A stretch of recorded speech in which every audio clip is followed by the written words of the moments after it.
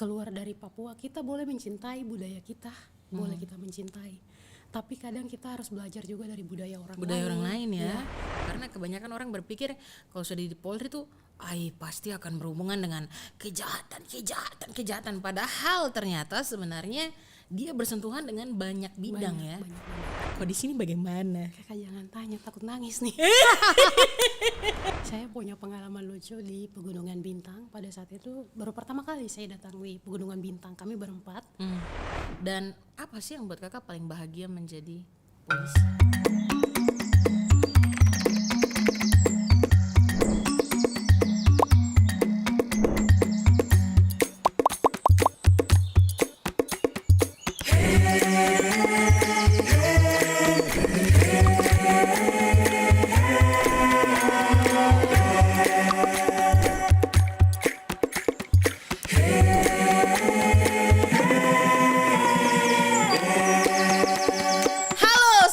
Negeriku, selamat datang kembali di Torang Bacarita. Selalu ada inspirasi dari Bumi Cendrawasih. Kembali lagi bersama saya Jenny Karai seperti biasa nih. Di acara ini kita orang akan membahas seputar kisah-kisah inspiratif tentunya dari sosok-sosok ternama di Indonesia. Hari ini kita orang tuh sudah kedatangan tamu yang cantik banget, tapi awas. Cakak dini udah palap nanti. Ya, sudah hadir bersama-sama dengan kita Brigadir Treslinda Hamokwarong. Tepuk tangan. Kakakku, selamat datang. Terima kasih. Suara lagi halus begini. Aduh, luar biasa. Kakak, saya panggil Kakak Tres aja ya. Iya. Kakak sebagai apa nih? Perkenalkan kepada teman-teman Sobat Negeriku. Oke, baik. Sebelumnya perkenalkan, nama saya seperti tadi udah dibilang kakak, Treslinda. Biasanya dipanggil Tres ya, tapi jangan ditambah S di depan, gak enak gitu. Jadi Tres saja. Tres, Ya. oke. Sekarang ini saya bertugas di NTMC Polri sebagai presenter NTMC Polri. Hari-hari sekarang siarannya di Berita 1 dan juga di JEK TV. Luar biasa. Anak Papua muncul terus di televisi. Kita punya Kakak Tres ini. Kakak Tres pernah dinas di kota lain kah tidak? Kalau masalah dinas di kota lain, iya. Pernah Kalau ya? dinas di kota lain ya di Papua saja. Karena memang saya dari Papua, dinasnya di Papua. Jakarta merupakan kota lain yang saya Kota datangi lainnya. untuk dinas. Ya. Di Papua spesifiknya di mana tuh? Kalau di Papua awal dinasnya di Ditlantas Polda Papua. Polda Papua ya, iya. Jayapura ya Di berarti ya? Di Jayapura. Oke. Kak, saya mau tanya juga, kenapa sih Kakak Tres ini so cantik, so manis, tapi mau jadi polisi? Karena biasanya kalau yang cantik-cantik kan, nggak mau, kita mau yang lain tuh. Tapi Kakak Tres ini beda. Kenapa Kakak mau terjun menjadi polisi? Oke, baik, terima kasih. Kalau saya memang sudah cita-cita pengen jadi polisi karena Cita-cita Iya, dari kapan itu? cita-citanya sebenarnya tidak dari kecil juga. Kebetulan pada saat itu lagi jalan nih ke Sentani ya, karena memang saya tinggalnya di Genyem. Itu umur berapa? Umurnya masih SMP lah kak. Wow. Nah, masih SMP. Kebetulan tuh pulang tuh pakai taksi kan. Biasa kan dari Genyem ke Sentani itu kami pakai taksi. Nah, sepanjang perjalanan itu ada ketemu salah satu senior Poluan, dan dia itu menjadi inspirasi kenapa saya harus jadi polisi. Iya, dia kawal tuh kendaraan pada saat itu. Poluan loh, kawal pakai motor moge, kawal. Terus kulihat keren lah, ternyata jadi Poluan. Di situ cita-citanya mulai berubah jadi polisi. Dan akhirnya kesampaian ya? Kesampaian. Wes, gila, keren. Kakak, saya juga mau tanya nih Kakak Tres, banyak kan tidak sebenarnya polisi wanita di Papua? Kalau di Papua kami banyak banget. Sekarang kalau ini udah 600-an polisinya. Itu banyak tuh, Itu udah banyak 600-an ya? Itu termasuk Papua Barat. Papua Barat ya? Iya, Papua Barat. I see. Dan Kakak Tres, kalau kita ngomong tentang keamanan di Papua, menurut Kakak Tres, Papua aman gak sih? Kalau sejauh ini Papua kondisi keamanan di Papua kondusif, Tapi kalau masalah misalnya kasus-kasus yang menonjol kita nggak bisa memprediksi ya. Untuk di daerah-daerah tertentu itu kita nggak bisa memprediksi kapan kejahatan itu terjadi karena kita hidup berdampingan sama orang-orang yang melakukan kejahatan, dan kalau misalnya nggak ada kejahatan, nggak ada polisi, nggak ada kerjaan gitu. Betul ya, kalau tidak ada kejahatan juga polisi tidak ada kerjaan. Kami nggak ada kerjaan. Tapi iya ya, maksudnya kita juga tidak bisa prediksi ya. Tidak bisa prediksi masalah kejahatan di Papua. Nah, Kak, kalau saya dengar nih, selain polisi, Kakak juga mengajar ya? Iya. Selain polisi saya mengajar itu pada saat saya pindah ke Polres Pegunungan Bintang. Pegunungan Bintang ya? Dikirim ke Polres Pegunungan Bintang. Saya cerita ya sedikit ya. Cerita panjang juga tidak apa-apa, tidak apa-apa. Cerita panjang saja, jangan pendek-pendek Kakak, biar ini durasi lama. Oke. Lanjut Kakak. Jadi itu dikirim ke Polres Pegunungan Bintang awalnya tuh sebagai kami dikirim untuk PPA. PPA itu pelayanan perempuan dan anak berdasarkan kasus kekerasan seksual di tahun 2017 pada saat itu meningkat. Untuk di Dinas Pemberdayaan Perempuan sendiri data yang kami dapat itu 2.000 kasus, itu untuk Papua Barat. Sedangkan untuk yang melapor ke kami di Polda Papua khususnya di P2T P2A itu sebanyak 314 kasus. Itu banyak juga. Iya, kasus kekerasan seksual dan kekerasan dalam rumah tangga. Itu yang melapor ya, belum yang tidak melapor karena ya. hal-hal tertentu. Nah, akhirnya pada saat itu kami dipercayakan sama Bapak Kapolda, kami berempat, saya nggak sendiri pada saat itu dikirim ke Pegunungan Bintang. Kami berempat, ada senior saya, Brigadir Luciana Topan, dan Bribtu Sadaria Girsang, dan Bribtu Rantika. Pada saat itu kami berempat dikirim ke sana. Nah, tapi sampai di sana pelaksanaan untuk sosialisasi masalah pelayanan perempuan dan anak itu tidak berlangsung karena memang ada kasus Kamtibmas di Papua, khususnya Pegunungan Bintang pada saat itu pro dan kontra bupati. Untuk keselamatan kami untuk turun langsung ke masyarakat itu tidak bisa menjamin untuk keselamatan kami, misalnya turun langsung ke masyarakat. Akhirnya PPA itu ditiadakan. Kami terlibat langsung dengan kegiatan sehari-hari di kantor Polres Pegunungan Bintang. Karena memang pada saat itu saya lagi nggak ada kegiatan, itu diajak tuh kolab sama anak-anak Indonesia mengajar. Karena apa? Apakah pada saat itu juga mereka ada di situ atau bagaimana ceritanya sampai akhirnya kolab sama Indonesia mengajar ini? Mereka memang sudah ada di sana karena kan itu program dari Jakarta kalau nggak salah ya, dari Indonesia mengajar kan kantornya di sini nih di Jakarta. Mereka programnya tiap tahun pasti diganti-ganti anak anggota yang ngajar ke sana tuh beda-beda ya. Pada saat 2018 itu awal saya di sana itu timnya beda. Nah, terus diajak lah Kak, biar ada tuh anak-anak senang kan ada poluan di sini. Asik.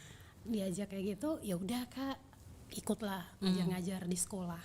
Wow. Pada saat itu. Apa sih yang Kakak paling merasa seru atau senang ketika Kakak tuh langsung terjun ketemu dengan anak-anak? Yang merasa seru dan senang, saya bisa berbagi apa yang saya punya. Misalnya anak-anak di sana kan ya jadi senang gitu dengan kehadiran saya. Dan yang pertama yang membuat saya tersentuh kenapa harus mengajar anak-anak di sana, pada saat saya datang itu kesan pertamanya mereka tuh latihan upacara kan pada sore itu, persiapan untuk upacara hari Senin. Latihan upacara, kami bantu untuk mereka latihan upacara pelaksanaan upacara hari Senin nanti. Dan di situ anak-anak ini pada bikin kan, udah ini tugasnya apa, yang nyanyi itu dibagi-bagi, yang baca undang-undang, yang Pancasila. Terus kulihat, kutanya mana Pancasilanya, mana undang-undang? Gak ada, gak ada. Jadi bisa ikut aja dulu mereka latihan. Dan ternyata undang-undang sama Pancasila tuh mereka ngapal. Mereka hafal. Itu kok gini ya, kalau kami di Jayapura kayaknya masih pembacaan masih harus baca teks sih, benar. Iya. Dan itu hebat banget anak-anak di pedalaman, itu luar biasa pengalaman. Yang bikin kenapa saya harus terjun langsung ke sana. Wow. Terus ketika Kakak akhirnya dalam proses mengajar nih, apa yang buat Kakak bahagia melihat anak-anak itu? Dalam proses belajar mengajar kita bahagia karena kami bisa ajak anak-anak ini untuk bermain, belajar bersama. Mereka juga jadi tahu kerjaannya kami polisi seperti apa. Di sana juga kami bagikan yang awalnya mereka nggak tahu polisi itu kerjanya sebagai apa, kan taunya kalau di Papua taunya polisi tentara kerjanya nembak-nembak doang. Betul, karena kemana-mana pegang senjata, Jadi orang udah oke, jangan bikin macam-macam nanti kau dapat palap. Jadi pada saat kami turun ke sana anak-anak itu mereka jadi tahu sisi lain polisi. Jadi selain memang kami penegakan hukum, kami juga punya kegiatan kayak seperti tadi Binmas, bimbingan masyarakat. Jadi kita bisa langsung bersentuhan dengan masyarakat. Itu selain tadi yang penegakan hukum tadi, mereka tahu sisi lain polisi juga bisa ngajar nih. Ya, itu jadi nilai plus buat saya sendiri kayak gitu. Berarti Kakak Tracy ini selain kegiatan sosialnya, kalau saya bilang selain tugas sebagai polisi, sebagai pengajar juga ya. Ada lagi nggak kegiatan yang lainnya? Kalau awalnya tahun 2018 itu sebelum masuk di gabung di Satgas Nimangkawi yang dibawa sama Mabes Polri gitu kan, kalau kami di sana sebutnya SIPAR ya, polisi piajar tadi. Si ipar itu kok Kak. Ya, jadi sebelum masuk di SIPAR itu 2018 tuh saya masih jalan sendiri untuk kegiatan itu, jadi ikut-ikut aja. Nah setelah dilihat sama pimpinan kami pada saat itu dan memang didukung langsung dari Mabes Polri, akhirnya di 2019 tuh kegiatan kami tuh ditambah. Wow. Nah 2019 kegiatan kami ditambah yaitu selain kami ngajar, kami juga mengajar masyarakat di sana gimana berternak babi, karena memang babi ini menjadi salah satu benar yang utama ya kalau kita bilang di ya. Papua juga ya. Jadi kami mengajarkan bagaimana dia berternak babi dan juga mengajarkan bagaimana berternak kambing. Selain babi ada Berarti kambing entrepreneur ya, masuknya entrepreneur gitu ya? Iya, benar. Wow. Jadi selain ke anak-anak kami turun ke masyarakat, kasih tuh bawa tuh babi kami bawa ini gimana caranya mereka harus punya kandang yang bersih, babinya juga harus sehat, itu kami ajarin dan minta dinas kerjasama dengan dinas pertanian maupun peternakan di sana untuk bagaimana merawat itu babi supaya sehat, kambing itu supaya sehat. Kami melakukan kerjasama dengan instansi-instansi terkait yang ada di Kabupaten Pegunungan Bintang. Dan itu gimana tuh secara setelah dijalankan resultnya kayak gimana dan tanggapan masyarakat seperti apa? Masyarakat menerima dengan Senang ya? senang Dapat bibit gratis. Babi mahal nih di bawah masalahnya. Masalahnya nih.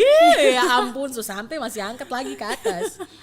Jadi ya masyarakat menerima itu dengan senang dan kami juga melakukan dengan begitu kami bisa menyampaikan pesan-pesan Kamtibmas dan memang pada saat itu kasus pro dan kontra bupati itu memang lagi panas-panasnya dan memang kalau di Papua itu kalau misalnya lagi rusuh dan perang suku ya, kalau udah pro kontra kayak gitu istilahnya udah masuk perang suku, itu bisa berkepanjangan sampai setahun. Wow. Dan selama kami ya dengan begitu caranya kami turun ke masyarakat gitu, akhirnya yang tadinya situasinya memanas kami bisa menyampaikan pesan-pesan Kamtibmas melalui tadi bawa babi, sekalian sampaikan mama dorang tidak boleh kayak ya bahasa Papua ya. Mama dorang ini harus jaga perdamaian di sini, itu melalui tadi itu sekalian kita sampaikan pesan-pesan Kamtibmas ke masyarakat. Dengan begitu kan mereka menerimanya juga terbuka juga ya untuk kami diterima di sana. Kakak punya nama nih kan Treslinda Hamokwarong. Mungkin teman-teman nih dorang belum tahu sebenarnya. Hamokwarong nih marga Papua. Marga Papua dari bagian mana? Ini betul sekali kakak. Saya dari Genyem. Dari Genyem ya. Iya. Kita geng Tabi cuy. Portumbai.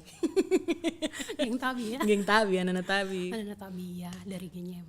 Genyem kalau teman-teman mungkin kalau di Papua ya, kalau ke Genyem kota itu sudah sap kampung. Kalau saya kan orang Demta. Jadi kalau setiap ke kampung tuh pasti lewat kakak punya Genyem dulu baru ke kampung. Jadi ini selama ini cuma lewat-lewat aja nih. Selama ini cuma lewat-lewat aja. Baru akhirnya ketemu orang dari Genyem.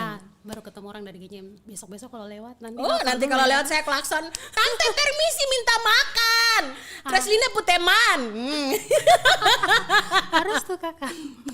Jadi kalau besok-besok lewat lapor dulu nih. Asik. Dan ini sangat membanggakan bahwa anak Genyem sekarang itu sudah jadi presenter ya? Iya, presenter. Dari NTMC ya? Dari NTMC Polri. Itu ceritanya bagaimana dari Genyem itu bisa sampai di Mama Kota dan jadi presenter?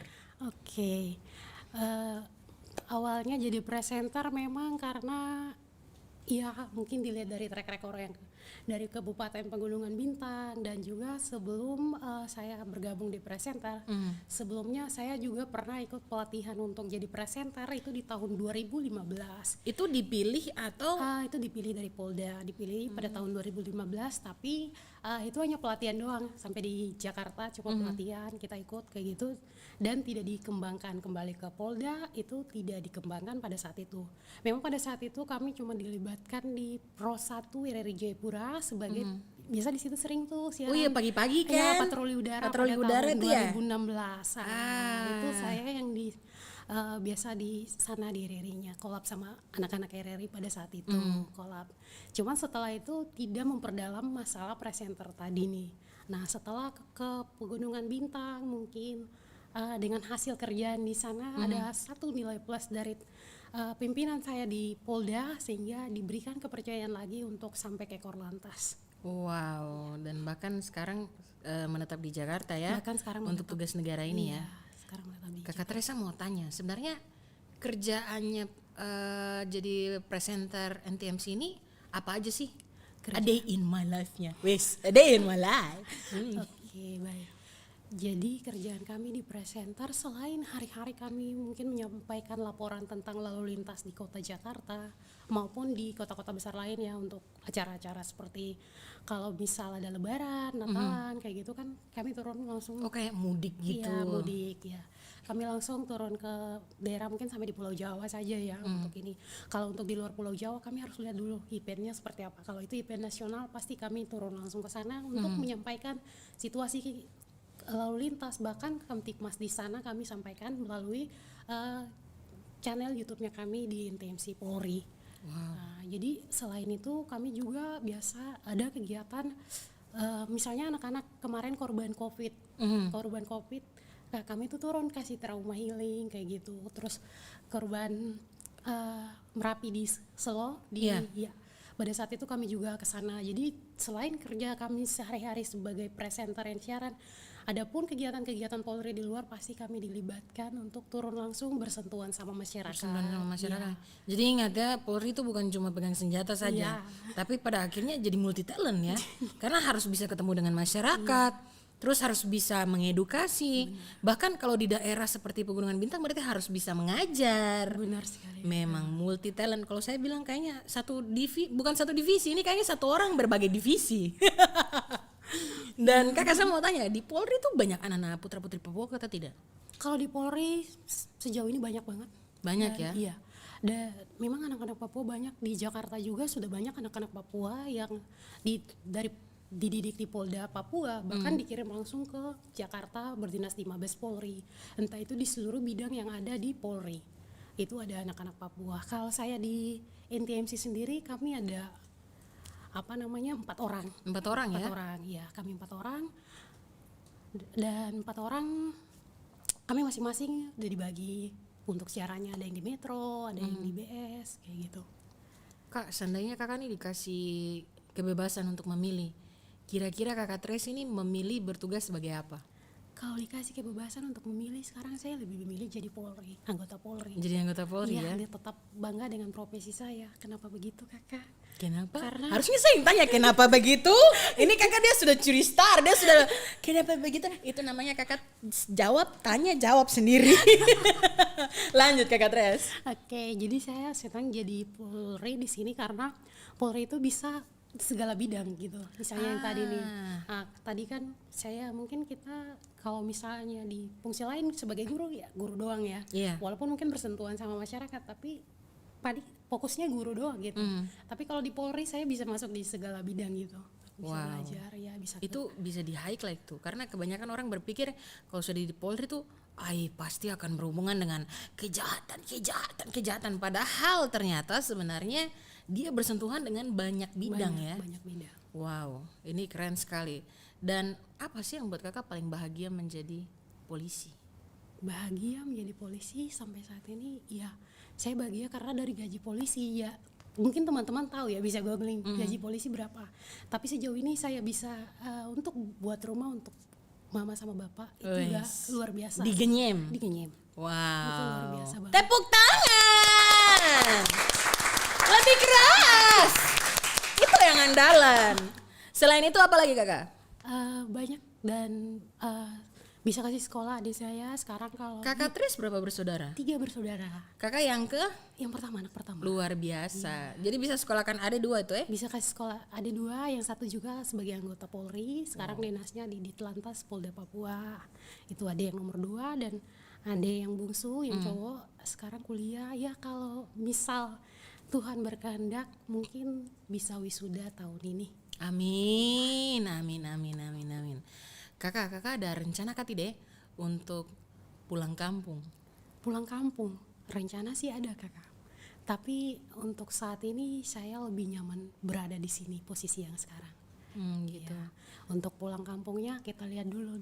Ada kan kita misalnya gini, kita pulang harus ada sesuatu yang jangan sampai ada situasi yang emang harus kita hadir di sana tapi kita nggak bisa gitu. Jadi lebih memilih untuk bertahan di sini karena kan ada situasi-situasi misalnya masalah keluarga yang mengharuskan kita harus hadir di sana tapi tidak bisa pulang karena tadi kita udah pulang nih kayak gitu. Oh iya, berarti ini berhubungan dengan cuti juga Ya, ya? berhubungan dengan cuti. Berhubungan dengan cuti, nggak bisa ngasal-ngasalan, gengs. Kalau kalian masih ngasal-ngasalan, jangan masuk Polri. Bener sih. Terus kakak nih kan berarti sudah di Tanah Rantau sudah berapa tahun? Kalau dihitung sekarang menjalan 3 tahun nanti Desember. 3 tahun. 3 tahun. 3 tahun ini pulang kampung sudah berapa kali? Pulang kampung baru sekali doang. Wih, kasihan. Ikan-ikan di laut dong, say bye-bye. Papeda kasih bye-bye. Sagu bakar kasih bye-bye.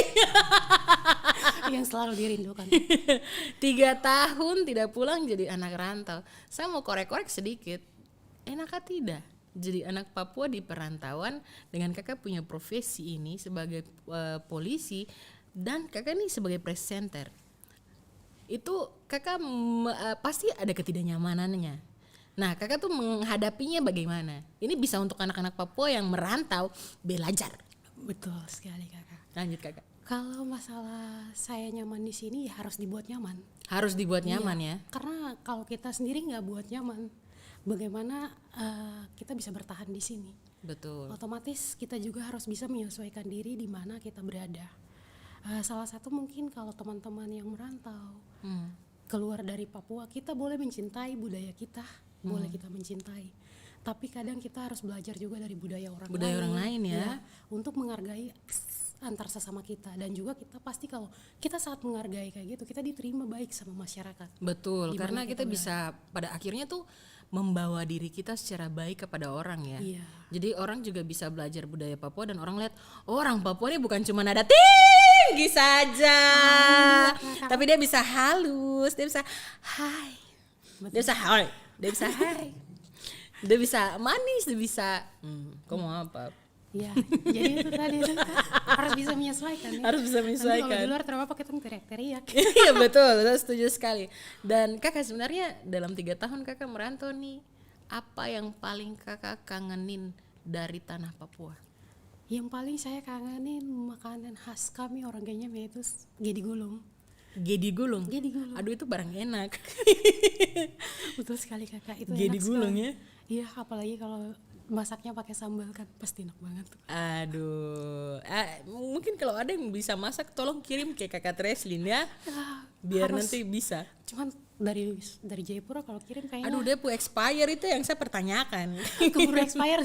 Itu lagi. Keburu expire ya. Betul. Selain makanan, hal lain yang kakak kangenin dari tanah Papua?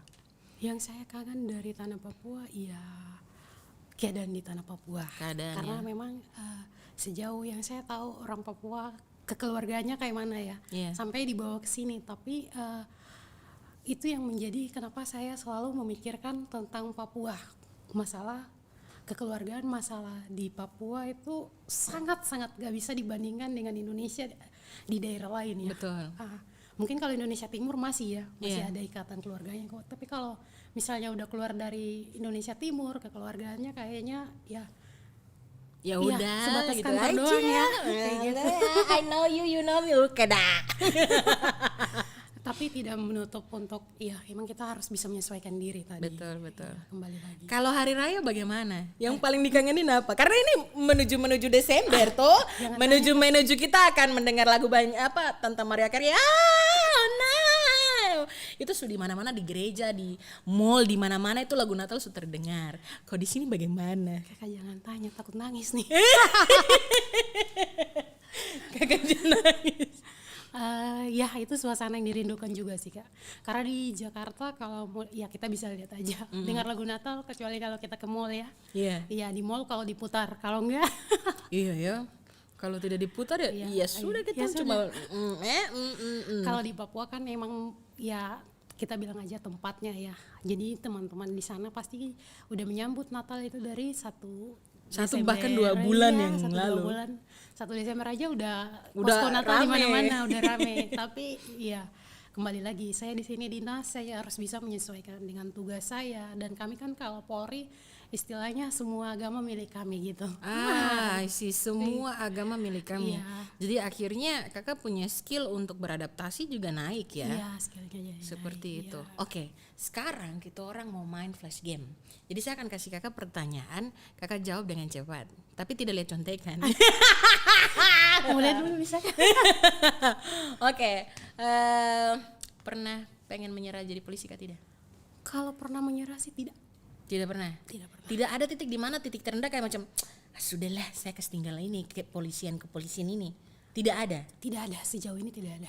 Jadi memang benar-benar ketika meyakinkan diri jadi polisi karena cita-cita jadi polisi, menjalani itu sepenuh hati. Menjalani itu sepenuh hati, benar sekali kakak. Karena memang sejauh ini saya rasa Polri udah memberi banyak buat saya ya, seperti contoh tadi. Jadi kalau untuk menyerah untuk jadi polisi sejauh ini tidak. Perjuangan saya jadi polisi juga berat banget kak, merayap 7 bulan nih. Iya, Jadi kalau misalnya saya menyerah jadi polisi, percuma dong saya latihan 7 bulan di Spolwan hanya untuk jadi polisi. Oke, ini menarik sekali. Dan berikutnya, pengalaman terlucu waktu kakak bertugas. Ya, pengalaman terlucu, saya punya pengalaman lucu di Pegunungan Bintang. Pada saat itu baru pertama kali saya datang di Pegunungan Bintang. Kami berempat datang di Pegunungan Bintang. Itu karena memang Polwan pada saat itu kami yang pertama datang di Pegunungan Bintang, kami Polwan pertama. Jadi itu menarik perhatian masyarakat. Menarik perhatian masyarakat. Dan pada saat itu ada acara di lapangan seremonial dalam rangka menyambut HUT Kabupaten Pegunungan Bintang.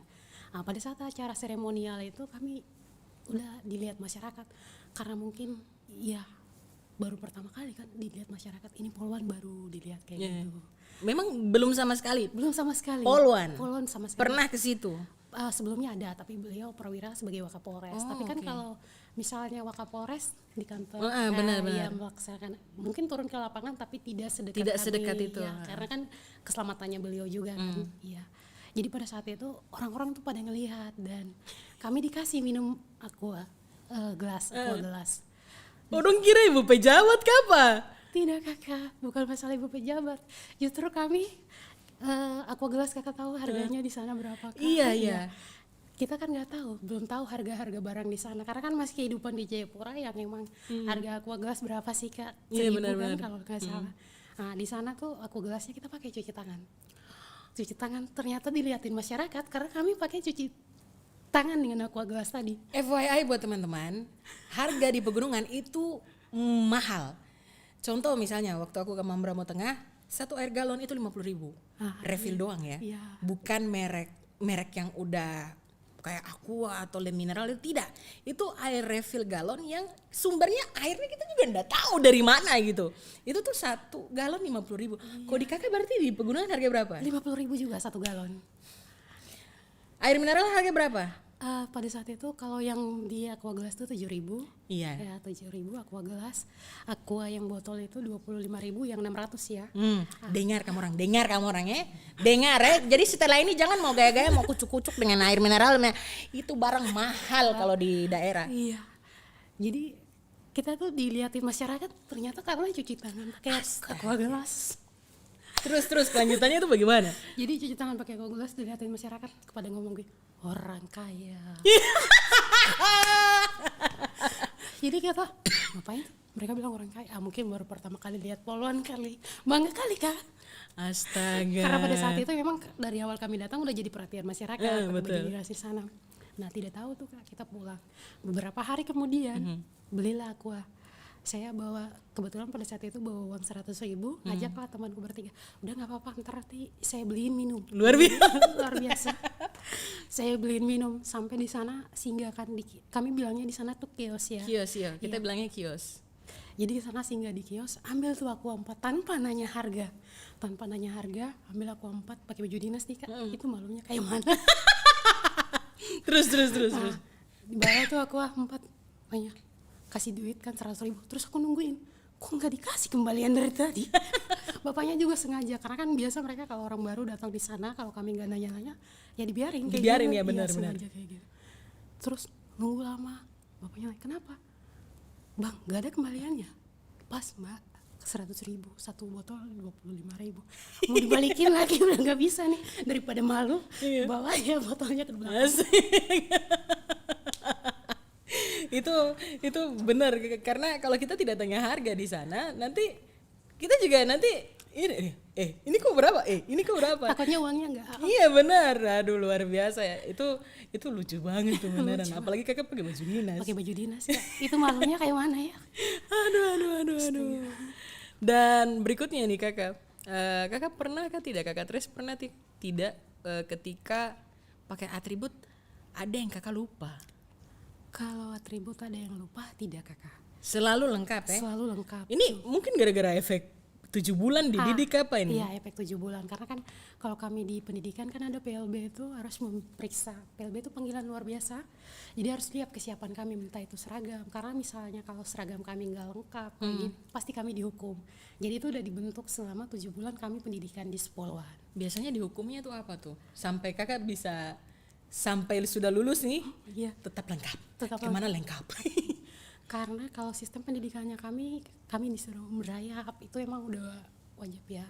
Merayap, bahkan hukumannya selain merayap, lapangan di Sepoluan tuh panjang banget aspalnya. Aduh. Jadi kalau misalnya kami dihukum siang terang ini habis nih. Aduh. Selain itu ini apa sih namanya, roll juga, roll kayak gitu. Memang saya tidak cocok. Makanya saya jadi presenter aja ya. Anda cocok kita. Jadi selama 7 bulan mungkin sudah dididik seperti itu, karena kalau kami nggak lengkap Akhirnya ke bawah gitu ya? Iya, ke bawah. Wow. Tapi pernah sekali itu salah seragam saja kak. Kalau untuk di daerah Pegunungan Bintang kan ya kita tahu keadaannya kayak mana. Dan saya nggak tahu kalau diajak ini ternyata kami harus naik gunung, turun gunung, dan situasinya di sana itu lumpur ya. Kalau Iya, kita lumpur jalan. ya. Itu pakai pedal shoes, otomatis itu ada high heels ya. Iya. Itu tuh karena emang nggak tahu lokasi, dan pertama kali saya datang di Pegunungan Bintang tuh jalan tuh pakai sepatu. Astaga. Itu salah seragam. Seharusnya kami kan pakai pedal yang sepatu. Yang sepatu ya. Itu salah seragam, dan pulang-pulang sepatu tuh habis ininya patah semua. Astaga. Karena ini di dalam lumpur. Kalau misal pada saat itu buka sepatu bisa kak. Tapi keadaan untuk lumpurnya kakak sangat disayangkan karena masyarakat di sana mereka ternak babi mereka tuh dilepas gitu kan. Dan mungkin kalau jalan kaki kosong pulang kudis-kudis kali ya. Kudis iya benar. Iya, jadi terpaksa pakai sepatu tuh jalannya di lumpur-lumpur. Pas pulangnya sepatunya udah nggak bisa digunain. Ampun. Nah itu tadi itu juga sebenarnya masuk pengalaman lucu sebenarnya. Saya sih sebenarnya mau tertawa di atas ini kesakitan orang ya, tapi nanti dapat toki lagi jadi tidak. Kakak Tres, setelah itu saya mau tanya lagi, kakak punya pengalaman paling haru ketika kakak bertugas? Pengalaman paling haru Bikin terenyuh hati. Pengalaman paling haru bikin sampai terenyuh mungkin pada saat ketemu anak-anak di pegunungan itu. Pegunungan Bintang. Kenapa saya sampai begitu? Karena memang masalah pendidikan yang mereka terima itu tidak seperti kami di kota, khususnya Jayapura. Ya karena memang saya tinggal di Jayapura, jadi saya ngomongnya Jayapura ya. Masalah pendidikan di daerah pedalaman, khususnya di Kabupaten Pegunungan Bintang pada saat itu ya, kalau mungkin di kota Oksibilnya pendidikan mungkin guru-gurunya terjangkau ya. Tapi kalau misalnya sudah keluar, misalnya ke Oksop, Parim maupun daerah-daerah lain, gurunya cuma satu. Mereka hitungannya berarti distrik ya? Distrik, iya. Gurunya cuma satu yang standby, dan kasihannya ya mereka hidup cuman berdasarkan pengasihan dari masyarakat gitu. Honornya juga kadang nggak dibayar, tapi mereka mau untuk mengabdi untuk anak-anak di sana, ngajarin anak-anak di sana. Nyatanya tadi undang-undang mereka ngapal kakak. Itu menurut saya sangat luar biasa guru-guru pada saat itu, dan termasuk teman-teman Indonesia mengajar, mereka mau masuk sampai ke sana. Dan kita lihat saja pada saat itu anak-anak Indonesia mengajar kebanyakan anak-anak ya kita bilang dari Muslim ya. Iya. Sedangkan di Papua itu basisnya tuh Nasrani. Nasrani otomatis mereka itu pasti kalau ini ada bakar batu, karena itu budaya masyarakat di daerah pegunungan, bakar batu. Tapi teman-teman yang Indonesia mengajar khususnya yang beragama Muslim, mereka bisa menyesuaikan diri dengan keadaan di Papua pada saat itu. Iya Bisa ya. menyesuaikan diri itu menurut saya udah luar biasa dan saya terharu. Kenapa mereka bisa, saya enggak? Itulah kenapa mereka kalau ngajak aku selalu melibatkan diri untuk bergabung sama mereka, ikuti kegiatan tadi Polisi Piajar kalau kami masuknya dengan Polisi Piajar. Oh, ini teladan yang baik sekali ya, bahwa kita punya profesi itu tidak membatasi kita untuk kita juga bisa dekat dengan masyarakat dan kita juga berkontribusi di dalamnya. Kak Tres, kakak punya harapan dan pesan apa untuk para anak muda Papua, khususnya perempuan-perempuan muda Papua? Harapan dan ini buat anak-anak muda perempuan Papua khususnya. Jika teman-teman misalnya di luar sana belajar di luar, saya pengen sekali ilmu yang teman-teman dapat di luar dari Papua itu bisa dibagikan untuk teman-teman yang di Papua yang tidak sempat mengenyam pendidikan di luar dari Papua. Betul. Iya, mungkin contoh kasus saja, contoh kasus kecil seperti gini. Bukan contoh kasus tapi saya punya contoh. Kan sekarang ini batik Papua di Jayapura saya lihat bentuknya udah modern banget ya. Dan batik itu bagus-bagus. Tapi beberapa waktu sebelumnya saya pernah ikut kegiatan di Korlantas. Itu ada ibu yang biasa nulis-nulis batik juga. Iya. Dia bilang gini, Kak Tres, sebenarnya di Jogja itu banyak lah orang-orang Papua. Di Jogja kan tempat batik ya. Iya. Di Jogja itu banyak loh teman-teman Papua. Kenapa mereka nggak bangun untuk buat batik itu di Papua? Jadi tidak harus mereka kirim, misalnya minta bahan dari Jogja, dibuat di Jogja baru dikirim ke Papua. Itu kan bakal makan biaya. Iya benar. Ya kalau misalnya teman-teman di luar mungkin bisa membangun itu di Papua, kan itu jadinya teman-teman yang di Papua juga punya Mereka punya konveksi sendiri ya konveksi jadinya. sendiri. Jadi teman-teman di Papua juga punya tempat untuk kerja gitu. Maksudnya selain itu bisa bekerja di batik tadi. Betul. Jadi buatan emang Papua benar-benar dibuat di Papua, bukan batik Papua tapi dibuat di Buat Jogja. di- Itu iya, iya, contoh benar. kasus ya kakak. Mungkin kalau teman-teman yang belajar di luar kalau bisa gunakan ilmunya di Papua, saya rasa Papua juga bisa bersaing untuk Benar. ekonomi unggul. Nice, menarik sekali. Dan untuk anak-anak Papua yang lagi in progress nih kakak, Iya. dong mau masuk Polri tapi dong masih ada kendala dan segala macam. Kakak kasih dorang motivasi. Oke, baik. Untuk masalah teman-teman yang misalnya mau masuk Polri ya, otomatis itu baik itu dari sumber sarjana maupun teman-teman yang masih sekolah khususnya. Teman-teman kalau beberapa orang, paling teman-teman berpikir bahwa di Papua ini yang diterima kan kita dihitung masalah otsus. Ya orang bilang otsus berarti orang Papua. Tapi kadang saya juga pernah jadi penerima polisi baru di SDM. Dan kadang ya saya tidak bisa memungkiri kalau misalnya hasil yang kami periksa SDM teman-teman kami kadang kalah sama teman-teman yang emang dari luar lahir besar di Papua, kayak itu yang harus jadi perhatian. Harus menjadi perhatian anak-anak Papua. Kalau misalnya kita punya tujuan yang besar, kita harus menyiapkan semuanya untuk belajar, untuk menggapai nilai yang bagus sehingga kita tuh bisa bersaing. Dan itu menjadi salah satu yang emang kadang kita bilang kenapa tidak ada orang Papua, padahal kita nggak menyiapkan itu. Entah itu baik dari fisik ya, kalau masalah fisik kalau kami orang Papua saya yakin kuat ya, tapi akademiknya itu harus benar-benar dipersiapkan. Iya ya, karena Iya. masuk Polri kan harus Masuk Polri. akademik sama fisik juga kan Iya, harus kuat, tidak bisa salah akademik sama satu ya. fisik, iya. Kalau fisik orang Papua emang kuat ya, karena memang daerah Papua kita lihat sendiri kan daerah pegunungan, pantai, pasti fisiknya tuh udah siap. Tapi kembali lagi kita akademik, kita harus belajar. Kita kalau nggak ambil belajar dari luar atau kita sendiri belajar, kita nggak bakal tahu kayak gitu. Kalau misalnya kita cuma harap saya orang Papua ada otsus, gitu. Tidak bisa. Itu tuh. tidak bisa. Kita juga harus menyiapkan Kapasitas ya, kapasitas akademik diri kita kita. itu harus disiapkan. Dan saya tidak, kenapa saya bilang begini? Karena saya pernah di SDM sebagai penerima Bintara Baru maupun Akpol. Itu anak-anak Papua saya sendiri meriksa nilainya, kadang kita kalah di nilai tadi kayak gitu, nilai akademik di sekolah kayak gitu. Itu yang harus diperhatikan menurut saya. Menarik.